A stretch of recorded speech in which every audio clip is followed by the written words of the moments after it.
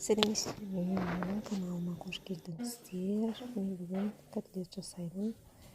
Етті, картошка, нан, пияз және жұмыртқа қостым. Тұз, бұрыш, барлығын саламыз. Ең алдымен етті картоштан өткіземіз.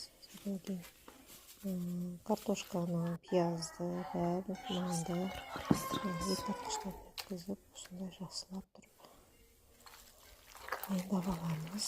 Жұмыртқамызды қосып, өңдеуштерді қосып, жақсылап араластырамыз, взбивать етеміз және тұрып қуырамыз. Менің қолыма жабыспас үшін мен қолымды жылы суға сулап аламын. Қолымыз тап-таза, котлетіміз қолымызға жабыспайтын болады. Одан кейін ыңғайлатып қолға саламыз. Сөйтіп келмесін өзінде тоже жылы сумен қолымызды жуып жіберіп,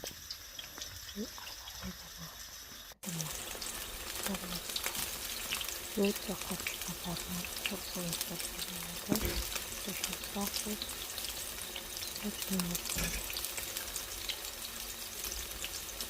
балалардың сипаты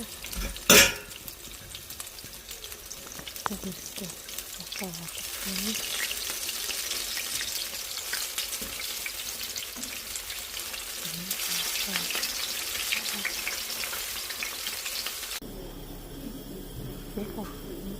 Приготовим картофель, поэтому посмотрим, лаваш котлеты, лаваш вот 5 минут. Содан кейін осындай сочный котлет